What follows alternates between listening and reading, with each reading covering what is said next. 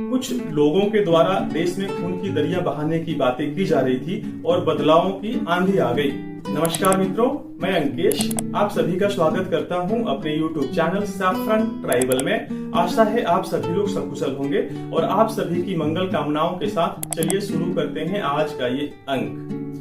जब जब इस देश में बदलाव की बात हुई है और संविधान में संशोधन करके देश की प्रगति के लिए और जो जनता की प्रगति के लिए बातें हुई हैं, तब एक वर्ग के द्वारा, इस देश के एक वर्ग के द्वारा ऐसी बातें फैलाई गई जिससे कि अगर ये हुआ तो देश में अराजकता फैल जाएगी, खून की दरिया बह जाएंगी और ये हो जाएगा, वो हो जाएगा। ऐसी बातें सुनने को बार बार मिलती रही हैं और जिसके कारण से देश में जो कुछ बड़े बदलाव होने थे, संविधान में जो बड़े संशोधन होने थे, वो नहीं हो पा रहे थे। पर जो जब से 2014 के बाद से जब मोदी की सरकार आई, तब से इन्होंने कुछ ऐसे बदलाव करके दिखाए और जो कि इनकी इच्छा शक्ति को बताती है, एक खून का बूंद तक न गिरा। इन्हीं बदलावों में से अगर देखें तो सबसे पहले था धारा 370 और आर्टिकल 35A का हटना। जब जब इसके बारे में बातें होती थी, जब जब लोग इसके बारे में बातें करते थे, तो लोग बोलते थे कि मेरे लाश पर से होके धारा 370 को हटाना पड़ेगा, देश में खून की नदियां बह जाएंगी, दंगे हो जाएंगे, फसाद हो जाएंगे, ये हो जाएगा, वो हो जाएगा, ऐसी बातें, अनगिनत बातें होती थी। पर जब 370 को हटाया गया, आर्टिकल 370 को हटाया गया और देश में एक कानून और एक संविधान को लागू किया गया, तब ऐसी कोई भी बात निकल के नहीं आई। छिटपुट उन नेताओं के द्वारा इसके ऊपर जो है कटाक्ष किए गए और सुप्रीम कोर्ट में भी जाया गया। कुछ नेता सुप्रीम कोर्ट में भी गए इसके अगेंस्ट, बट वहां से भी इन्हें मुंह की खानी पड़ी और ये जो कानून था वो हट गया और कश्मीर में भी जो पूरे भारत का जो संविधान है, पूरे भारत का संविधान कश्मीर में भी लागू हो गया। तो इसके पहले एक पूरी की पूरी ऐसा माहौल बनाने की कोशिश की गई थी कि अगर 370 को छुआ गया तो देश में खून की दरिया बहेंगी और कत्लेआम मच जाएगा, पर ऐसा कुछ भी नहीं हुआ। उसके बाद से एक और कानून आया ट्रिपल तलाक का। जो मुस्लिम महिलाएं ट्रिपल तलाक की जो ट्रिपल तलाक से त्रस्त थी, जिनकी जिंदगी नरक बनी हुई थी कि कभी भी उनका जो पति है कभी भी तलाक बोल के उनको तलाक दे सकता है, तो इसको हटाना लेके आई संसद भवन में। तभी भी ऐसा माहौल बनाने की कोशिश की गई थी कि जो मोदी सरकार है वो मुस्लिम पर्सनल लॉ और जो मुस्लिम पर्सनल लॉ की जो लॉज है उसमें हस्तक्षेप कर रही है। पर ये कानून है जो लगभग सारे जो इस्लामिक कंट्रीज है वहां पे ये लागू नहीं होता और ट्रिपल तलाक को हटा दिया गया है। पर भारत में इस तरह से माहौल बनाने की कोशिश की गई और ऐसा दिखाने का प्रयास हुआ कि जो मोदी सरकार है वो मुसलमानों के खिलाफ है और जो इस्लामिक लॉज है उसमें हस्तक्षेप करने की कोशिश कर रही है, प्रयास कर रही है। तो ये भी एक कानून था जिसे मोदी सरकार ने हटाया और ऐसे करोड़ों मुस्लिम महिलाओं को राहत की सांस लेने के लिए उनको एक तोहफा दिया जिससे कि वो राहत की सांस ले सकती थी। उसके बाद से एक और ऐसा ही फैसला आया CAA का। जब CAA का बिल संसद भवन में पेश किया गया था तो विपक्षी दलों के द्वारा और खास करके जो सेकुलर अपने आप को लोग कहते हैं, उन्होंने इस कानून के खिलाफ बहुत सारे भ्रांतियां और भ्रम फैलाने की कोशिश की। इस कानून के द्वारा भारत सरकार ने यह सुनिश्चित किया था तो जो बांग्लादेश में, पाकिस्तान में और अफगानिस्तान में नॉन मुस्लिम्स है, जैसे कि हिंदू हो गए, क्रिश्चियंस हो गए, सिख हो गए, ताना झेलना पड़ता है और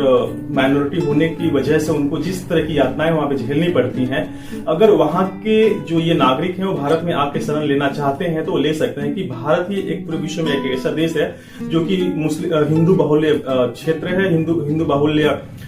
देश है और ऐसे लोगों को यहाँ पे शरण देने की व्यवस्था की गई थी। अगर वहां पे उनको इस तरह की कुछ तनाएं झेलनी पड़ती हैं तो यहाँ पे आके वो लोग अपनी नागरिकता ले सकते हैं। पर इस कानून के अगेंस्ट में भी कुछ इस तरह की भ्रांतियां फैलाने की कोशिश की गई थी कि इससे जो भारत के मुसलमान हैं उनकी नागरिकता चली जाएगी, छीन जाएगी और मोदी सरकार है जो भारत के मुसलमानों को नागरिकता को छीनना चाहती है, इसीलिए कानून लेके आ रहे हैं। पर धीरे धीरे जो इस कानून की जो वास्तविकता थी, CAA की जो वास्तविकता थी, लोगों तक पहुंची, लोगों को समझ में आया कि ये कानून आखिर किस लिए बना था। आप लोगों ने देखा कि पूरे भारत में इस कानून के विरुद्ध में रोडों पे जाम किया गया था, जैसे शाहीन बाग में जो धरना प्रदर्शन शुरू किया गया था। तो इस तरह के प्रयास यहाँ पे उत्तर प्रदेश में भी करने की कोशिश की गई थी, बट वहां की जो योगी सरकार है वहां पे इस तरह के जो इंतजाम किए जा रहे थे, इस तरह की जो प्रयास किए जा रहे थे, उसको उन्होंने विफल कर दिया था और कोरोना को ही हम लोग असल वजह मानेंगे, जिसकी वजह से जो शाहीन बाग का जो प्रोटेस्ट था वो हट गया। नहीं तो अभी तक वो प्रोटेस्ट ऐसे चलता रहा था और जो वहां की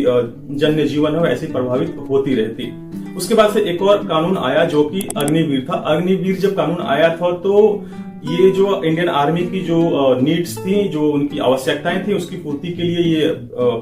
योजना को लेके आया गया था। तो इंडियन आर्मी में जो जिस तरह की भर्तियां पहले से होती रहती थी, पुरानी जो भर्ती है वो हो रही है, बट ये जो युवाओं को एक नया चांस देने के लिए और एक ये भारतीय सेना में उनको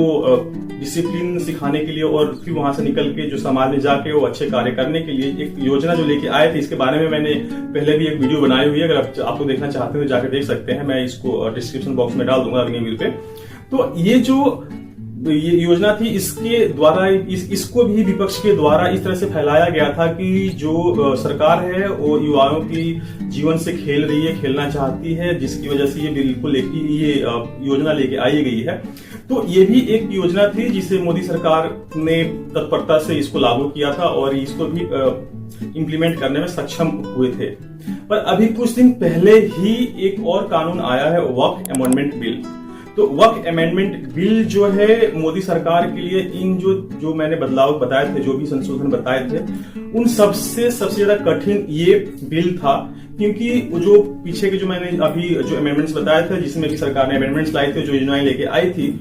उस समय बीजेपी के पास और मोदी जी के पास जो थी पूर्ण बहुमत था। उस समय वो लोग लगभग 300 प्लस सीट्स लेके आए थे, तो उनके लिए इस तरह के बदलाव लेके आना काफी आसान था।